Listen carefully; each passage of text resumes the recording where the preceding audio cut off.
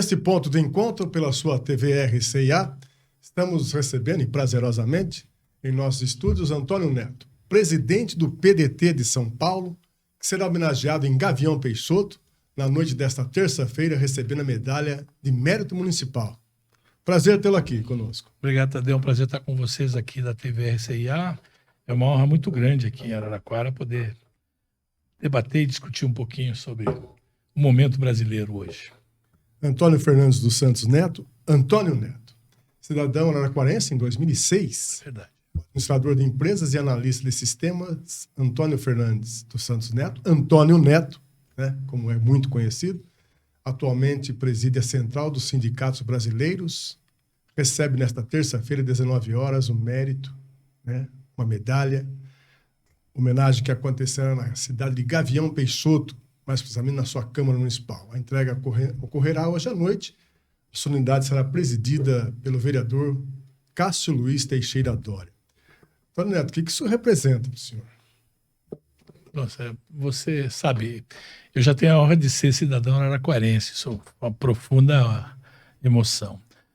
Quando a gente é homenageado por uma cidade, ou seja um título de cidadão emérito, ou mesmo cidadão da cidade, é uma coisa que nos honra muito, nos deixa orgulhoso e com muito mais responsabilidade, não só para com a cidade, como para a região, né? E aumenta o nosso compromisso, seja através das questões trabalhistas, sindicais, da qual eu milito bastante, seja das questões políticas. Então temos um grande compromisso com isso.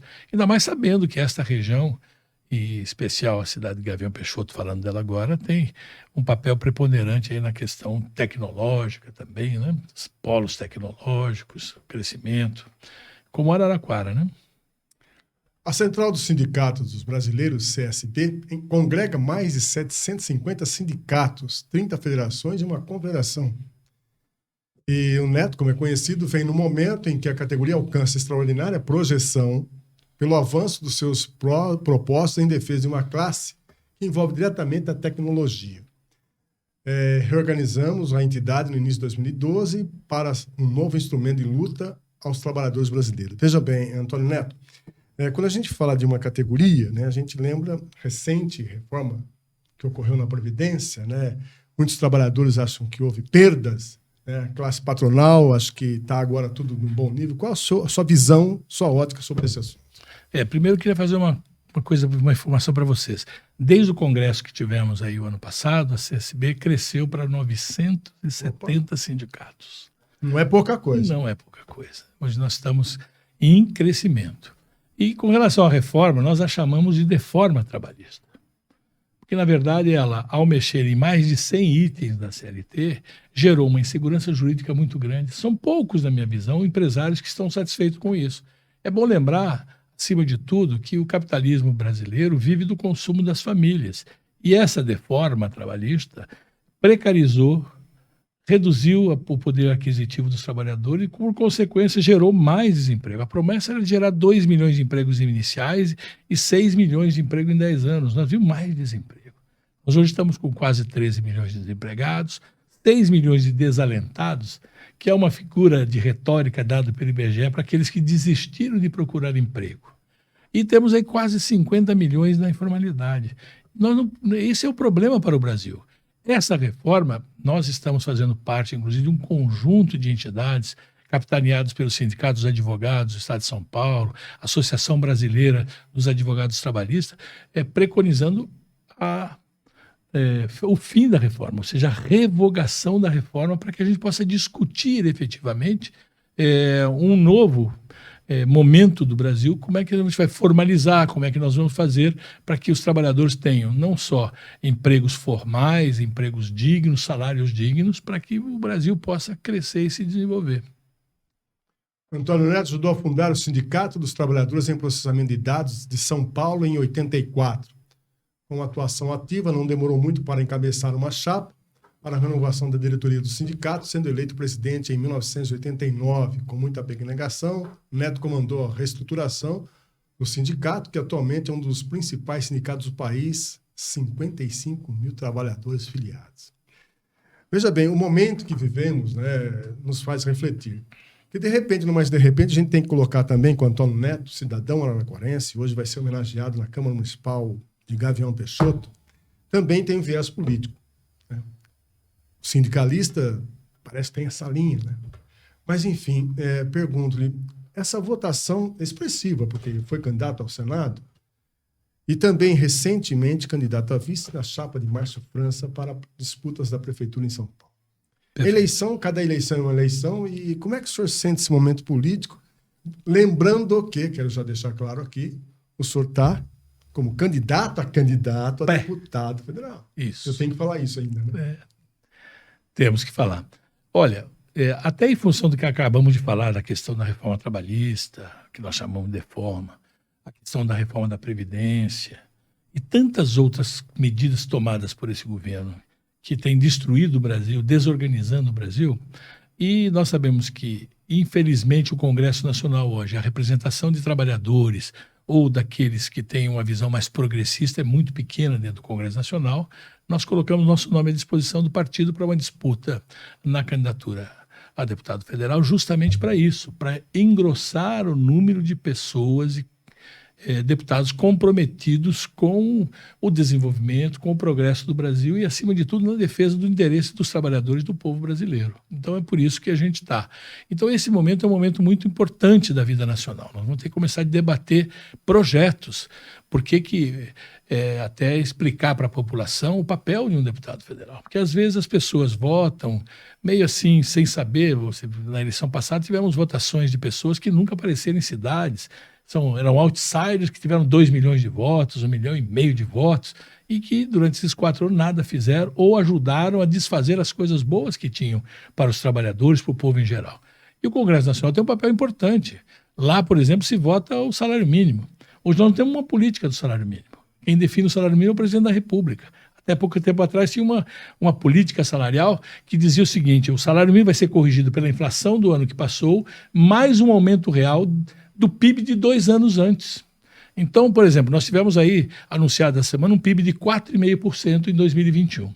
Então, o ano que vem, em 2023, se tivéssemos a mesma política que tínhamos, seria o salário mínimo seria reajustado pela inflação do ano de 2022, mais o PIB de 2021, um aumento real de 4,5%.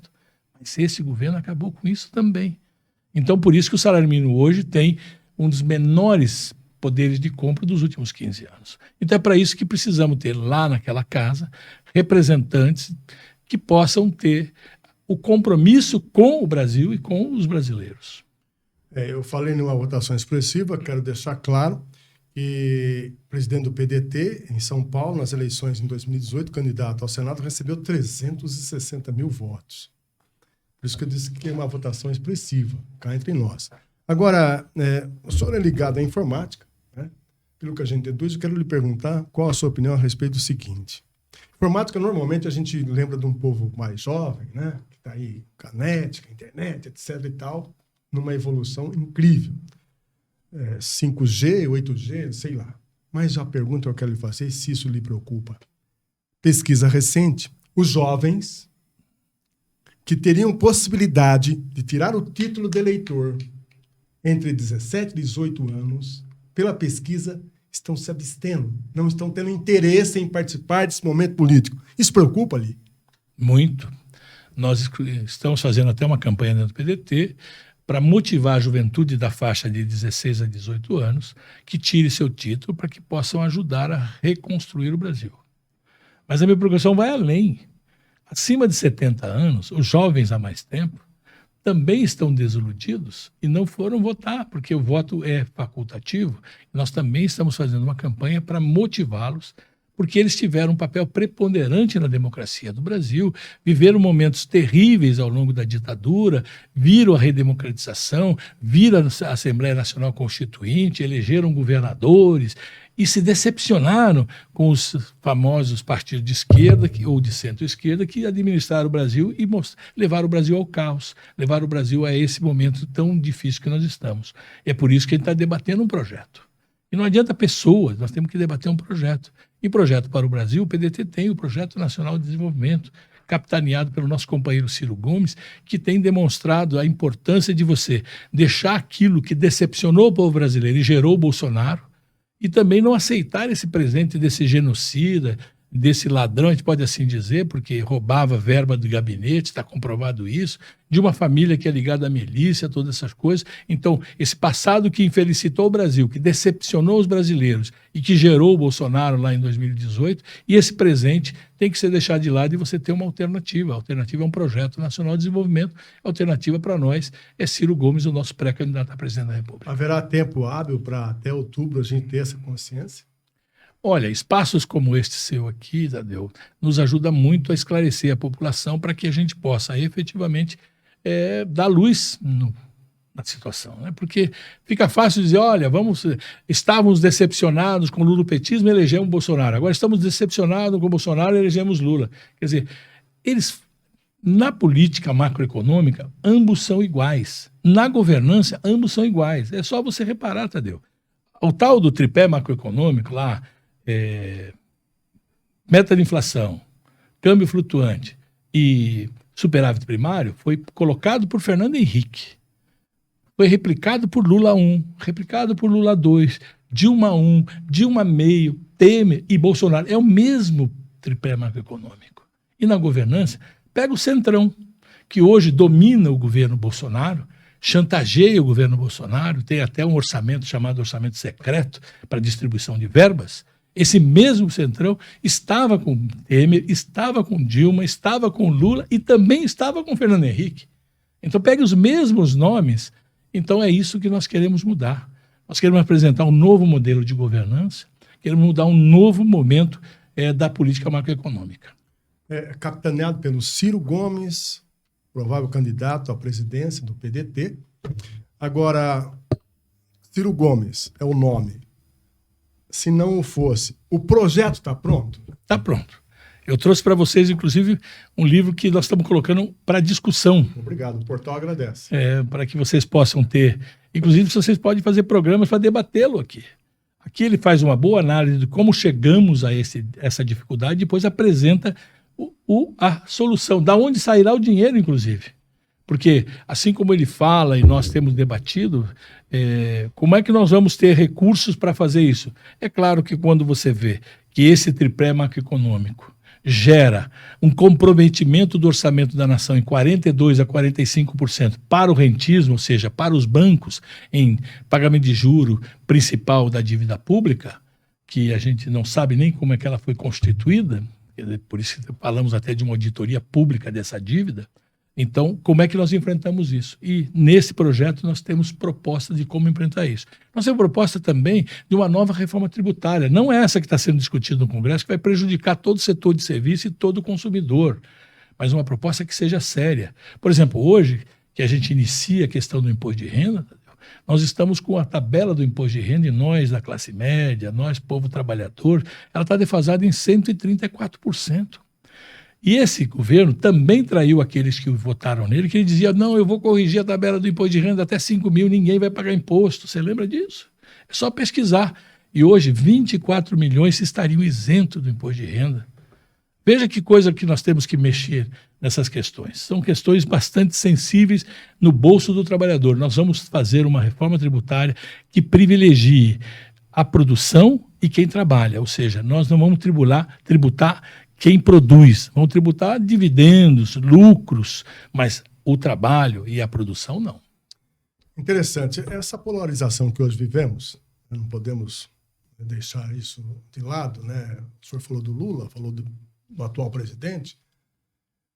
Nas reuniões familiares, eu estou me reportando aqui de assunto particular, algumas pessoas tomaram algumas decisões. Olha, nós vamos lá no almoço na casa do seu irmão, mas nós não vamos falar de política. A hora que eles começarem a falar, a gente se afasta, para não haver briga. Mas o tempo passou, o senhor falou de Ciro Gomes, falou de projeto. Nesse interim, a gente começou a se aproximar e a conversar e a discutir. E uma pessoa me disse o seguinte, me causa calafrios. Polarização e não falam do Ciro, porque o Ciro tem um projeto, o Ciro tem um programa. Por que a imprensa não fala do Ciro? Porque ele está enfrentando os poderosos. E quem que financia a imprensa? Pegue os anúncios da televisão mais importante do Brasil, que tem mais telespectadores. Vê lá quem é que faz os comerciais lá. São os principais bancos. são as principais transnacionais.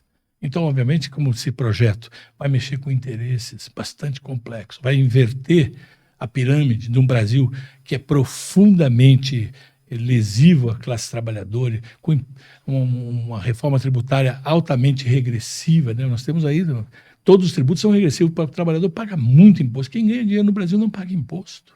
Então, quando ele diz, e o projeto diz isso, ele enfrenta. Nós estamos colocando o projeto e estamos dizendo, nós vamos tributar lucros e dividendos. Você sabia que dividendos no Brasil não é tributado? E só tem 2 países no mundo que não tributam dividendos, que é o Brasil e a Estônia? Veja, o Itaú distribuiu 30 bilhões para 5 famílias. Receberam 30 bilhões, nenhum. Como pessoa física, pagaram um tostão de imposto. E você receber qualquer dinheiro, você está pagando 27,5%. É contra isso que esse projeto vem. E é óbvio que não interessa às elites ou aqueles que financiam os sistemas de comunicação. Você sabe melhor que eu, Tadeu, você é um profissional de comunicação. Os principais órgãos de comunicação nas menores cidades, até as maiores cidades, são coordenados pelas famílias mais conservadoras desse país. Então nós temos que enfrentar um processo muito grande. E é por isso que nós temos que levar a discussão desse tipo de coisa. E 2018, com essa coisa que você colocou bem, que ele deu até calafrios, da briga familiar, do ódio, fígado e coração, né? Ódio e amor, aquelas coisas todas, que anteriormente se falava muito em mortadela e coxinha, se você lembrasse, quando era PT e PSDB, passou agora a ser o coração e o fígado, que agora não é mais hora de discutir, agora é hora de discutir política. Mas a pandemia fez com que as pessoas refletissem sobre isso. Porque nós estamos falando num momento muito difícil, e Araraquara passou por momentos muito complicados, por problema de um governo negacionista. Nega e negou a vacina, criou dificuldades para a vacinação, que nós sabemos que é a saída científica para a solução de uma pandemia. Perdemos mais de 650 mil familiares. Todo mundo hoje olha para o lado, tem algum parente, um amigo, alguém próximo que foi vítima da Covid. E que ele dizia que era uma gripezinha, fazia troça disso aí. Ou seja, aí você olhou assim, que capacidade nós temos no Brasil de ter necessidade de importar máscaras da China? Uma máscara que é uma simplicidade. Eu sei que a Lupa aqui até mudou a sua produção para produzir máscara para ajudar nesse momento. Mas 80% das máscaras usadas no Brasil, eu estou falando das máscaras daquelas que são equipamentos de proteção individual dentro dos hospitais, além dos próprios equipamentos, tudo importado. Respirador, é possível você achar que o Brasil não tem a capacidade de produzir respirador? Eu lembro um pouco tempo atrás, nós tivemos uma crise que acabaram os kits de intubação, Tadeu. Aí, de repente, milagrosamente, fizeram uma pressão que importaram da China novamente 50 mil kits de intubação. Será que nós não tínhamos capacidade de fazer isso? Ou seringas, agulhas?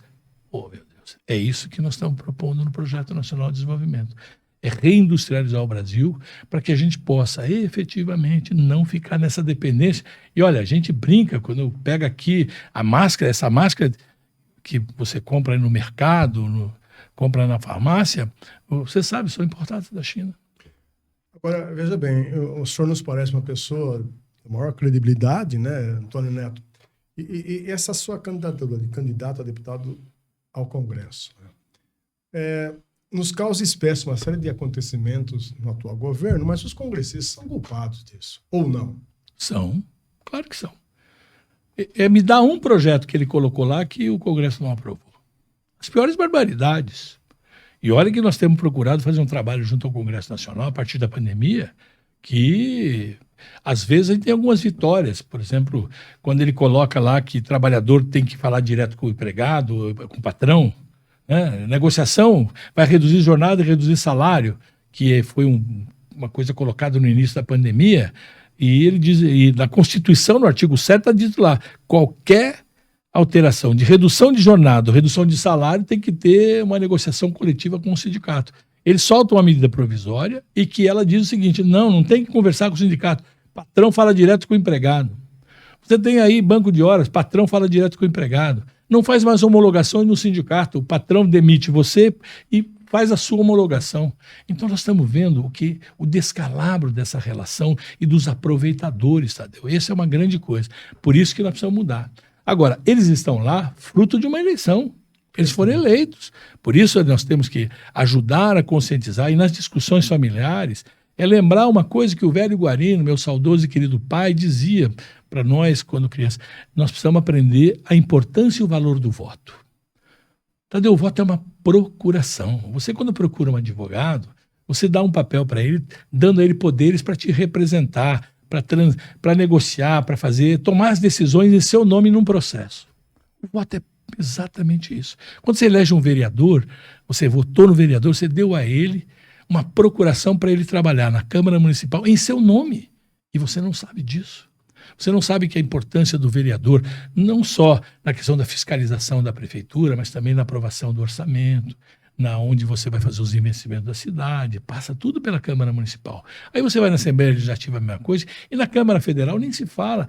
Todas as leis do país passam por lá. Se você lembrar, eu falei aqui da lei do inquilinato, falei do salário mínimo, você vai ver, tudo passou por lá.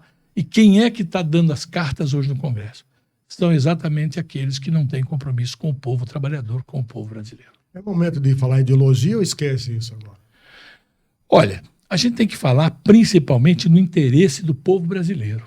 Porque o povo brasileiro não está preocupado se a ideologia é de extrema esquerda ou de extrema direita, desde que ele seja atendido. O que ocorre é que ambos os lados, tanto lá a extrema esquerda como a extrema direita, nunca se preocuparam com direitos dos trabalhadores. O que nós precisamos aprender é que precisamos ter um conjunto de pessoas eleitas comprometidas com o progresso, com o desenvolvimento, com a inclusão social e, acima de tudo, com a solução dos graves problemas do Brasil.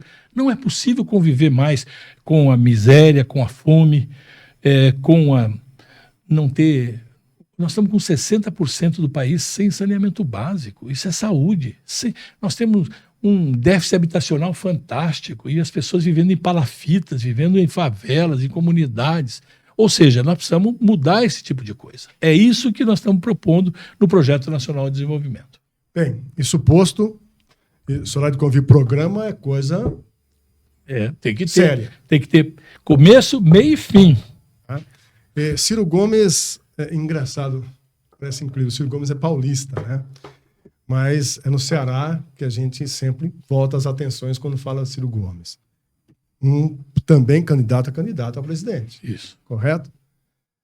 No caso do Ciro Gomes, ter o sucesso que ter, mas não auferir o sufrágio necessário para uma eleição.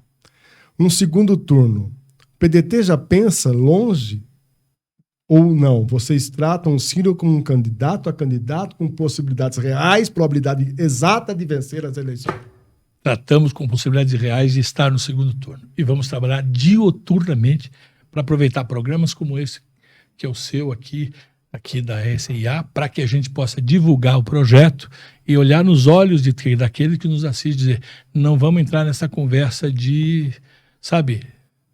coração e fígado. Não, agora é hora de um projeto. Não é pessoa, é projeto. E quem pode levar um projeto que tem experiência de gestão, que tem experiência e tem compromisso, para nós, do PDT, é Ciro Gomes. Olha, eu sei que o tempo, o João já nos fez sinal, está terminando, mas eu não posso perder a oportunidade.